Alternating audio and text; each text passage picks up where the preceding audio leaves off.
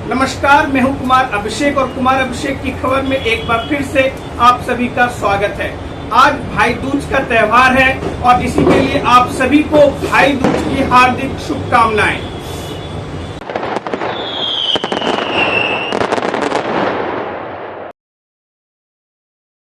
तो चलिए खबरों की शुरुआत करते हैं। आज सबसे पहले भारतीय क्रिकेट इतिहास का एक काला दिन है आज। जी हां, आज भारतीय टीम न्यूजीलैंड से 3-0 से टेस्ट सीरीज हार गई। ये साल 2000 के बाद 24 साल बाद भारतीय टीम को किसी टीम ने घर पे क्लीन स्वीप किया है। जहां तक 3 मैचों की टेस्ट सीरीज का सवाल है तो ये भारत का बहुत शर्मनाक हार है। साउथ अफ्रीका ने भारत को 2000 में 2 टेस्ट मैचों की सीरीज में क्लीन स्वीप किया था, जबकि न्यूजीलैंड ने भारतीय जमीन पर पहले बैंगलोर, उसके बाद पुणे और उसके बाद मुंबई, तीनों मैचों में करारी शिकस्त दी है। और तीसरा टेस्ट भी न्यूजीलैंड ने 25 रनों से जीतकर एक इतिहास बनाया गया है जो कि कई सालों तक याद रखा जाएगा। वहीं भारतीय टीम की बात करें तो शर्मनाक रिकॉर्ड है कप्तान रोहित शर्मा के लिए, विराट कोहली के लिए खास तौर पर, क्योंकि दोनों ही बड़े प्लेयर्स, सीनियर प्लेयर्स ने पूरे सीरीज में 100 रन का आंकड़ा भी पार नहीं किया अपनी 6 पारियों में। दोनों के बल्ले से अर्धशतक आया था, वो सिर्फ बैंगलोर में आया था। उसके अलावा कभी भी जब भी टीम को जरूरत पड़ी तो इन दोनों ने भारतीय टीम को उस स्थिति से उबारने में मदद नहीं कर पाई। जानबूझकर उन्होंने ऐसा नहीं किया था, लेकिन कहीं न कहीं अब उनके परफॉर्मेंस के ऊपर सवाल उठाए जा रहे हैं। पीटीआई के सूत्रों के हवाले से खबर है कि 4 खिलाड़ियों, रोहित शर्मा जो सीनियर प्लेयर्स है, विराट कोहली, रविंद्र जडेजा और रविचंद्रन अश्विन पर इसकी गाज गिर सकती है। हो सकता है आने वाले प्लान में अब ये प्लेयर फिट ना बैठे। हालांकि ऑस्ट्रेलिया दौरे के लिए भारतीय टीम की घोषणा हो चुकी है तो उसमें कोई परिवर्तन नहीं होगा, लेकिन आने वाले समय में अगर भारत ऑस्ट्रेलिया में भी सीरीज हारता है, क्योंकि अगर WTC के फाइनल में इस हार का बहुत ज्यादा असर पड़ा है, तो अगर ऑस्ट्रेलिया में भारत 4-0 से जीतेगा तभी भारत की संभावना है कि वो WTC के फाइनल में पहुंचे। नहीं तो अभी इस न्यूजीलैंड की इस सीरीज में जीत के बाद संभावना बहुत बढ़ गई है। फाइनल में पहुंचने के भी 5 टीम दावेदार हैं। भारत, न्यूजीलैंड, ऑस्ट्रेलिया, श्रीलंका के अलावे भी 1-2 टीमें रेस में हैं जो फाइनल में पहुंच सकती हैं वर्ल्ड टेस्ट चैंपियनशिप के, जो कि अगले साल इंग्लैंड में जून में होने वाला है। तो उस पर हमारी नजर है। लेकिन जहां तक इस मैच की बात करें तो भारतीय टीम दूसरी पारी में भारतीय टीम को लक्ष्य मिला था 147 रनों का, जो कि वो पूरी नहीं कर पाई और इस तरह से भारतीय टीम 25 रनों से यह मैच हार गई। भारतीय टीम 121 पर ऑल आउट हो गई और फिर से एक बार यहाँ स्पिनरों का जादू चला और एजाज पटेल ने, यह वही ग्राउंड है जहां एजाज पटेल ने 10 विकेट लिया था 2021 में एक पारी में। तो इस मैच में एजाज पटेल ने कुल 11 विकेट लिए। पहली इनिंग में 5 विकेट और दूसरी इनिंग में 6 विकेट। आपको समझाता हूं कैलकुलेशन की, जो 40 विकेट गिरे इस पूरे मैच में, और ये मैच सिर्फ 2.5 दिन में ही समाप्त हो गया। आप समझ सकते हैं कि स्पिनरों के लिए किस कदर ये पिच एक तरह से स्वर्ग था।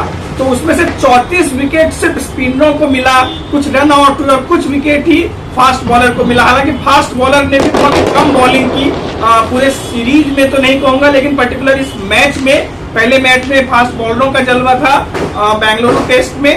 तो कुल मिलाकर अगर देखें तो यह न्यूजीलैंड टीम की तरफ से सचिन रविंद्र और परफॉर्मेंस कर रहे थे, फिलिप्स परफॉर्मेंस कर रहे थे, टॉम लेथम ने परफॉर्म किया और डेविन कॉनवे ने परफॉर्म किया, और भी उनके बल्लेबाज समय समय पर स्थिति अगर हुई तो एज ए टीम उन्होंने टीम को मुसीबतों से उबारा और एक ऐतिहासिक जीत दर्ज की जो टॉम लेथम के नेतृत्व में न्यूजीलैंड की टीम ने की है।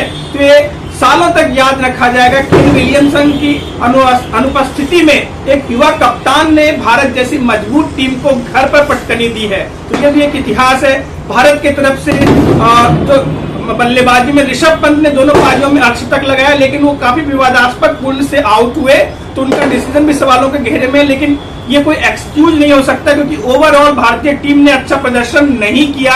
ये एक सच्चाई है, ये आपको मानना पड़ेगा। और सचिन तेंदुलकर ने भी कहा है और इरफान पठान ने भी कहा है कि भारतीय खिलाड़ियों को सेल्फ रिव्यू करने की जरूरत है, क्योंकि ऐसी शर्मनाक हार भारतीय क्रिकेट इतिहास में नहीं हुआ है हाल के वर्षों में। तो चलिए, क्रिकेट में हमें मायूसी मिली, तो आज हम बात करेंगे महाराष्ट्र चुनाव में, थोड़ा विश्लेषण करने की कोशिश करेंगे।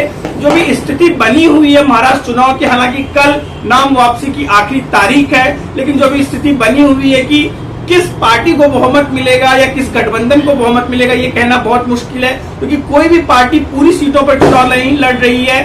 महाअघाड़ी में भी दल हैं, 3 मुख्य दल के अलावा भी कुछ छोटे दल हैं, समाजवादी पार्टी और आम आदमी पार्टी। उसके अलावा जो महा विकास अघाड़ी के आपसी विवाद है, उनके 10 बागी उम्मीदवार अभी तक मैदान में डटे हैं। भारतीय जनता पार्टी और महायुति के 3 ऐसे उम्मीदवार हैं। तो बहुमत किसको मिलेगा, वोटर भी कहीं ना कहीं कंफ्यूज रहेगा, ये बात तो तय है। लेकिन लोकसभा चुनाव के अगर परफॉर्मेंस को हम आधार बनाएं तो इस बार विधानसभा चुनाव में संभावना दिख रही है कि महाविकास अघाड़ी पार पा सकता है। लेकिन जैसे हरियाणा में हमने अनुमान लगाया था वो गलत हुआ, तो कहीं ना कहीं बीजेपी और शिवसेना जो शिंदे की गुट है इस पर खूब काम कर रही है ताकि वो गलती ना दोहराए। कांग्रेस ने जो गलती किया था हरियाणा में उम्मीदवारों के चयन से लेकर के उम्मीदवारों के कैरेक्टर पर, उनके ऊपर कई सवाल जवाब उठाया जा रहा है। शायना एनसी को लेकर के विवाद हुआ, नवाब मलिक को टिकट दिया गया तो उसको लेकर के महायुति में भी विवाद है। अजित पवार ने